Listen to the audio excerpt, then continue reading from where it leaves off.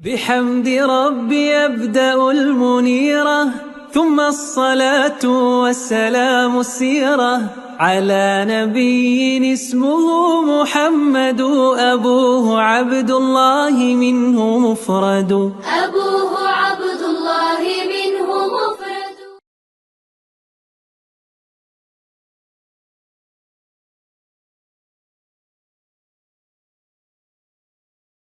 അസ്സലാമു അലൈക്കും വറഹ്മത്തുള്ളാഹി.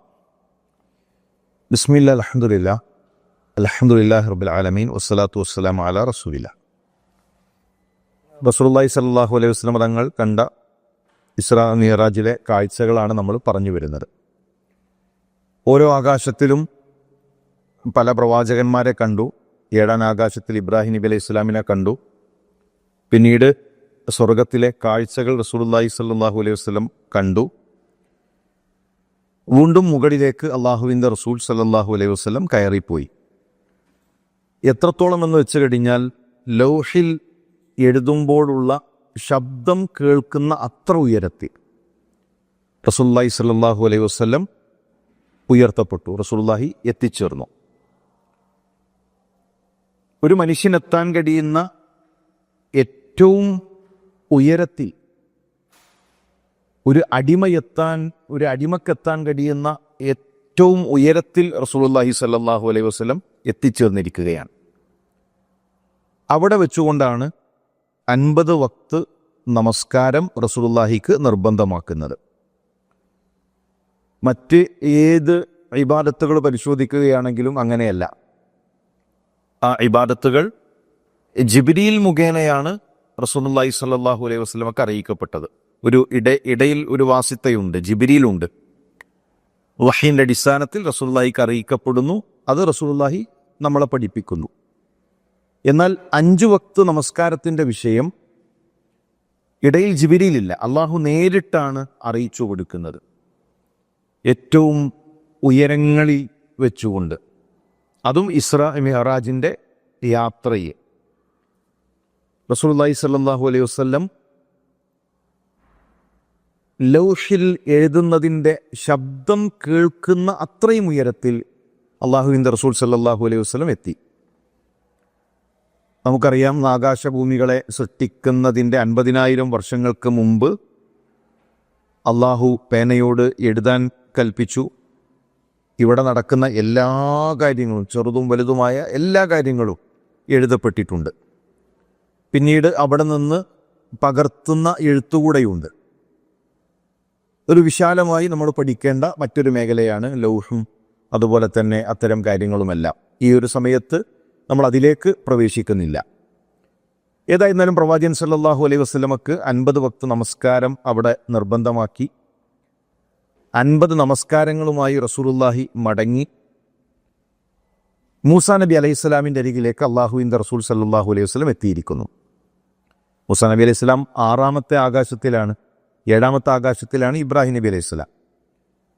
6ാം ആകാശത്തിലേക്ക് റസൂലുള്ളാഹി തിരിച്ചെത്തിയിരിക്കുന്നു. ഹത്ത മറർത്തു അല മൂസ ഫഖാൽ. ആ സമയത്ത് മൂസാ നബി അലൈഹി സ്വലാം ചോദിച്ചു, മാ ഫറദല്ലാഹു ലക അല ഉമ്മത്തിക്.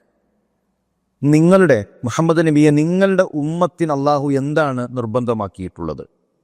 ഖുൽതു, റസൂലുള്ളാഹി സ്വല്ലല്ലാഹു അലൈഹി വസല്ലമയുടെ മറുപടി, 50 സ്വല, 50 നിസ്കാരമാണ്. 50 നമസ്കാരമാണ് എൻ്റെ ഉമ്മത്തിന് നിർബന്ധമാക്കിയിട്ടുള്ളത്. ഇപ്പം മൂസാ നബി അലൈഹി സ്വലാമിനെ, ബനു ഇസ്രായേലിനെ പരിചയമുണ്ട്.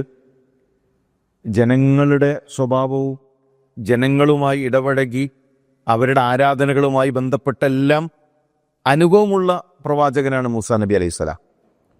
50 നമസ്കാരം എന്ന് കേട്ടപ്പോൾ മൂസാ നബി അലൈഹി സ്വലാം പറഞ്ഞു, ഫർജി ഇലാ റബ്ബിക്, എങ്കിൽ റബ്ബിൻ്റെ അരികിലേക്ക്, അള്ളാഹുവിൻ്റെ അരികിലേക്ക് താങ്കൾ തിരിച്ചു പോകണം. ഫഇന്ന ഉമ്മതക് ലാ തുതീഖു ദാലിക്, താങ്കളുടെ ഉമ്മത്തിന് അത് സാധിക്കുകയില്ല. 50 നമസ്കാരം എന്നുള്ളത് മുഹമ്മദ് നബിയെ നിങ്ങളുടെ ഉമ്മത്തിന് സാധിക്കുകയില്ല. ഫറാജഅതു, അങ്ങനെ വീണ്ടും റസൂലുള്ളാഹി സ്വല്ലല്ലാഹു അലൈഹി വസല്ലം മടങ്ങുന്നു. യാ റബ്ബി, എൻ്റെ റബ്ബേ എന്ന് പറഞ്ഞുകൊണ്ട് റസൂലുള്ളാഹി സ്വല്ലല്ലാഹു അലൈഹി വസല്ലം നമസ്കാരം ചുരുക്കുന്നതിന് വേണ്ടി ആവശ്യപ്പെടുകയാണ്. അങ്ങനെ അള്ളാഹു ആ നമസ്കാരത്തിൻ്റെ എണ്ണം ചുരുക്കി. ഓരോ പോക്കിലും 5 വീതം കുറച്ചു. എന്ന് കാണാൻ സാധിക്കും. ചില റിവായത്തുകളിൽ പകുതി കുറച്ചു, അങ്ങനെയൊക്കെ ചില റിവായത്തുകളിൽ കാണാൻ സാധിക്കും.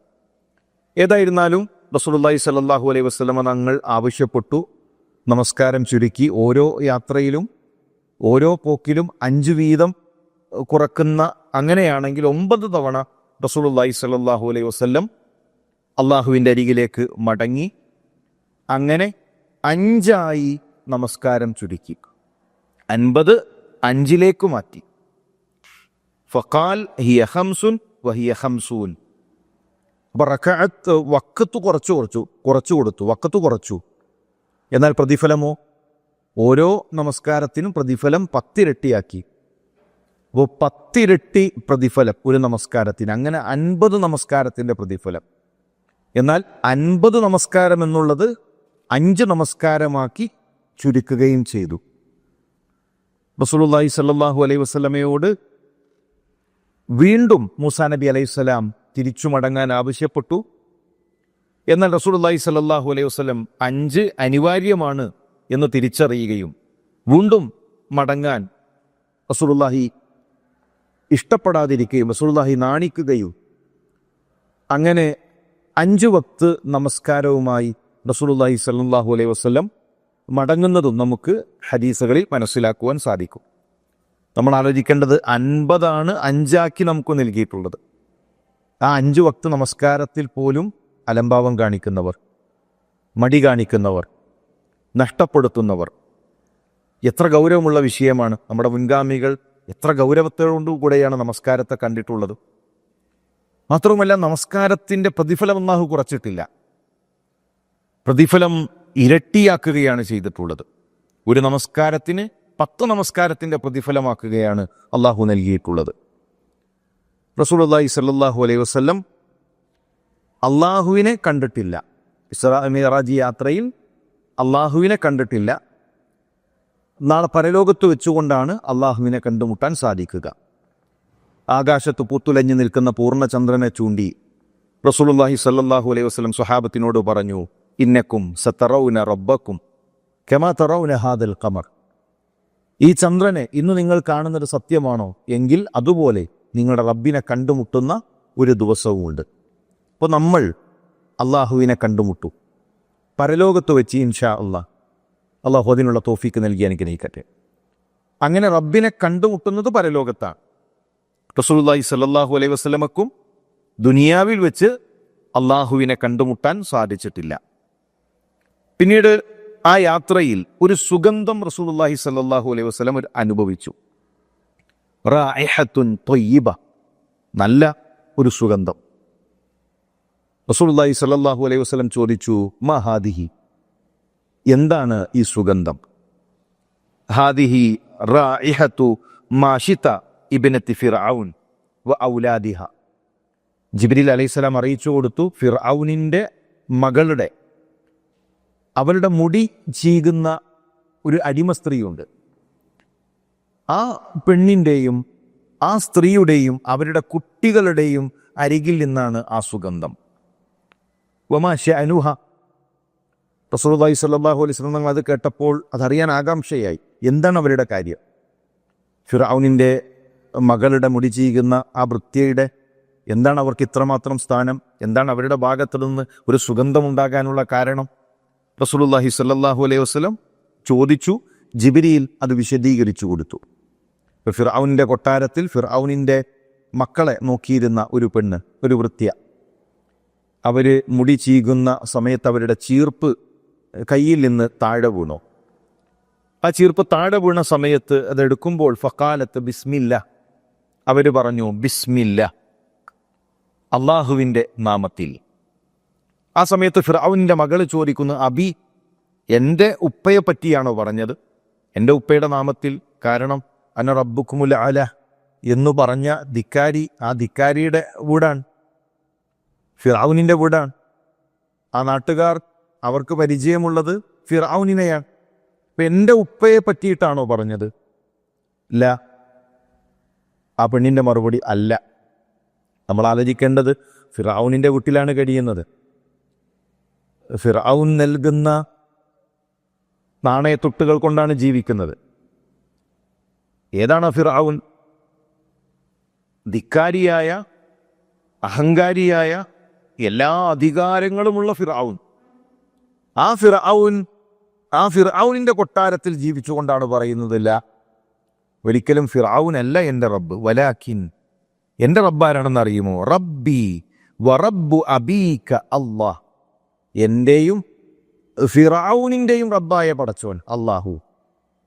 എൻ്റെ റബ്ബെന്ന് പറഞ്ഞാൽ ഫിർഔനിൻ്റെ റബ്ബാണ്, ഫിർഔനിനെ പടച്ചവൻ, ഫിർഔനിന് അന്നം നൽകുന്നവൻ, നിന്റെ ഉപ്പയായ ഫിർഔനിന് വേണ്ട ഉപജീവനം നൽകുന്ന ആ റബ്ബ് അല്ലാഹ്, ആ അള്ളാഹുവിൻ്റെ നാമത്തിൽ എന്നാണ് ഞാൻ പറഞ്ഞത്. നോക്കൂ, ഈമാൻ നൽകുന്ന ഒരു നിർഭയത്വം എത്രയാണ്, ഈമാൻ നൽകുന്ന ഒരു ധൈര്യം എത്രയാണ്. അഖ്ബിർഹു ബിദാലിക്. ആ പെൺകുട്ടി ഫിർഔനിൻ്റെ മകള് ചോദിക്കുകയാണ്, എങ്കിൽ ഞാനിത് എൻ്റെ ഉപ്പയെ അറിയിച്ചു കൊള്ളട്ടെ, എൻ്റെ ഉപ്പയല്ലാത്തൊരു റബ്ബുണ്ട്, ഉപ്പയല്ലാത്തൊരു പടച്ചോനുണ്ട് എന്ന് നിങ്ങൾ വിശ്വസിക്കുന്നു എന്നുള്ളത് ഞാൻ അറിയിച്ചു കൊള്ളട്ടെ.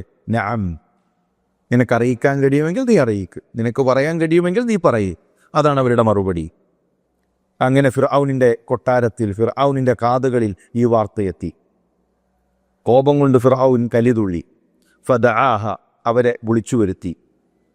ഞാനല്ലാത്ത മറ്റൊരു റബ്ബ് നിനക്കുണ്ടോ? ഞാനല്ലാത്ത വേറൊരു പടച്ചോൻ നിനക്കുണ്ടോ? റബ്ബി വറബ്ബുകല്ലാ. ആ പെണ്ണ് ഫിർഔനിൻ്റെ കൊട്ടാരത്തിൽ, ഫിർഔനിൻ്റെ മുന്നിൽ കൈകൾ കൂപ്പി നിൽക്കുന്ന ആയിരക്കണക്കിന് അണികളുടെ മുന്നിൽ വെച്ചുകൊണ്ട് പ്രഖ്യാപിക്കുകയാണ്, റബ്ബി വറബ്ബുകല്ലാ, എൻ്റെയും നിൻ്റെയും റബ്ബ് പടച്ചോനാ. എൻ്റെ റബ്ബ് മാത്രമല്ല ഫിർഔൻ, നിന്റെ റബ്ബും പടച്ചോനാ. ഫിർഔൻ ഒരു വലിയ പാത്രം ഒരുക്കുകയാണ്, അതിൽ എണ്ണ തിളപ്പിച്ച് ആ സ്ത്രീയെയും അവരുടെ മക്കളെയും അതിലേക്ക് എറിയാൻ കൽപ്പിക്കുകയാണ്. ഒരു ഉമ്മയുടെ കൺമുന്നിൽ വെച്ചുകൊണ്ട് മക്കളെ ചുട്ടുകരിക്കുന്ന രംഗം നമുക്ക് ചിന്തിക്കാൻ കഴിയുമോ? നമ്മുടെ മക്കളുടെ കാലിൽ ഒരു മുറിവ് പറ്റിയാൽ, ഒരു ചെറിയൊരു പനിയുണ്ടായാൽ, ചെറിയൊരു പ്രയാസമുണ്ടായാൽ എത്ര നമ്മൾ വേദനിക്കും. സ്വന്തം മക്കൾ കൺമുന്നിൽ മരണപ്പെടുന്ന രംഗം കാണാനിരിക്കുന്നൊരു ഉമ്മ. ആ ഉമ്മ ഫിർഔനിനോട് പറയുന്നു, ഏതായാലും ഞങ്ങളെ വധിക്കും, ഒരു നിബന്ധന ഞങ്ങൾക്കുണ്ട്. ഞങ്ങളുടെ അസ്ഥികളെല്ലാം അതിലിട്ട് കഴിഞ്ഞാൽ ആകെ കിട്ടൽ അസ്ഥിയാണ്, വേറൊന്നും ബാക്കിയാവില്ലല്ലോ. അത് ഒരു തുണിയിൽ പൊതിഞ്ഞ്, ഒറ്റ തുണിയിൽ പൊതിഞ്ഞ് മറവ് ചെയ്യണം. നിനക്ക് ചെയ്യാൻ കഴിയില്ല, ഞങ്ങളെ കൊല്ലുക എന്നതല്ലേ, നീ കൊല്ലുകയാണെങ്കിൽ ഞങ്ങളുടെ അസ്ഥി അതെല്ലാം ഒരു തുണിയിൽ പൊതിഞ്ഞ് നീ മറവ് ചെയ്യണം. ഫിറൗൻ അത് അംഗീകരിച്ചു. കാരണം മക്കളെ നോക്കിയ മക്കളുടെ വൃത്തിയാണല്ലോ. ശരി, അത് ചെയ്യാം, പക്ഷെ കൊല്ലും. ഞാൻ റബ്ബാണെന്ന് പറഞ്ഞിട്ടില്ല എങ്കിൽ, ഞാനല്ലാത്ത മറ്റൊരു റബ്ബില്ല എന്നത് അംഗീകരിച്ചിട്ടില്ല എങ്കിൽ, നിന്നെ മാത്രമല്ല ആ മക്കളെയും വധിച്ചു കളയും. ഓരോ കുട്ടികളെയും അവർ ആ തീയിലേക്കെറിഞ്ഞു. ഒടുവിൽ അവരുടെ മാറോട് ചേർന്ന് നിൽക്കുന്ന, പാല് കൊടുക്കുന്ന ഒരു ചെറിയ പൈതലുണ്ട്, മുലകുടി പ്രായത്തിലുള്ള ഒരു കൊച്ചു പൈതൽ. ആ കുഞ്ഞിനെ എറിയുന്നതിന് വേണ്ടി അവർ കൈകൾ നീട്ടിയപ്പോൾ ഉമ്മ കുറച്ചൊന്ന് പിറകോട്ട് വലിഞ്ഞു. ഏതൊരു ഉമ്മയുടെയും മനസ്സ് ഒന്ന് പടയും. പൊതുവെ ആ പ്രായത്തിലുള്ള കുട്ടികളോട് കനിവാണ്, നമ്മുടെ മനസ്സിന് വല്ലാത്ത ഒരു അടുപ്പമാണ്.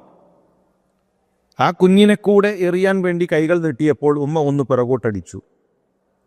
ആ കുഞ്ഞ് സംസാരിച്ചു, യാ ഉമ്മ ഫഇന്ന അദാബദ് ദുനിയ അഹ്വനു മിൻ അദാബിൽ ആഖിറ. ഉമ്മ, പരലോകത്തെ ശിക്ഷ അതിനേക്കാൾ എത്ര നിസ്സാരമാണ് ദുനിയാവിലെ ശിക്ഷ. ഇത് ദുനിയാവല്ലേ? ഉമ്മ എന്തിനാണ് പിറകോട്ട് മാറുന്നത്? ഇത് ദുനിയാവാണ് ഉമ്മ. ഉമ്മ മുന്നോട്ടേക്ക് വരിക, മുന്നോട്ടേക്ക് ഗമിക്കുക എന്ന് ആ കുഞ്ഞ് സംസാരിക്കുകയാണ്. ആ കുഞ്ഞിനെ അതിലേക്കെറിഞ്ഞു, അവരെയും ശിക്ഷിച്ചു. ആ കുടുംബം അങ്ങനെ ഫിർഔനിൻ്റെ ക്രൂരമായ പീഡനങ്ങൾക്കിരയായി. തൗഹീദിനു വേണ്ടി അവർ അള്ളാഹുവിൻ്റെ മാർഗത്തിൽ രക്തസാക്ഷ്യം വഹിച്ചു. അവരുടെ അരികിൽ നിന്നാണ് ആ സുഗന്ധം എന്ന് റസൂലുള്ളാഹി സ്വല്ലല്ലാഹു അലൈഹി വസല്ലം അറിയിക്കപ്പെട്ടു. ചെറിയ പ്രായത്തിൽ, കുഞ്ഞുനാളിൽ തന്നെ സംസാരിച്ച 4 പേരാണുള്ളത്. മഹാന ഇബ്നു അബ്ബാസ് റളിയല്ലാഹു തആല പറയുന്നുണ്ട്. ഒന്ന് ഈസാ നബി അലൈഹിസ്സലാം, ചരിത്രം നമുക്കറിയാം. മറ്റൊന്ന് ജുറൈജ്, അദ്ദേഹത്തിൻ്റെ ചരിത്രം, ഉമ്മയുമായി ബന്ധപ്പെട്ട കഥ പലപ്പോഴും പല ഖുതുബകളിലും ക്ലാസ്സുകളിലും നമ്മൾ കേട്ടിട്ടുണ്ട്. ഷാഹിദു യൂസുഫ്, അതുപോലെ തന്നെ ഇബ്നു മാഷിത്ത, ഈ സ്ത്രീയുടെ കുഞ്ഞ്. അങ്ങനെ 4 പേരാണ് ആ ചെറിയ പ്രായത്തിൽ സംസാരിച്ചിട്ടുള്ള, തൊട്ടിലിൽ കിടക്കുന്ന ആ ഒരു പ്രായത്തിൽ സംസാരിച്ച കുട്ടികൾ. ഇൻഷാ അല്ലാഹ് ചരിത്രത്തിൻ്റെ ബാക്കി ഭാഗങ്ങൾ, റസൂലുള്ളാഹി സ്വല്ലല്ലാഹു അലൈഹി വസല്ലമയുടെ യാത്രയുടെ മറ്റു ഭാഗങ്ങൾ നമുക്ക് തുടർന്ന് വരുന്ന ക്ലാസ്സുകളിൽ പഠിക്കാം, മനസ്സിലാക്കാം. അള്ളാഹു സഹായിക്കട്ടെ. അസ്സലാമു അലൈക്കും വറഹ്മത്തുള്ളാഹി.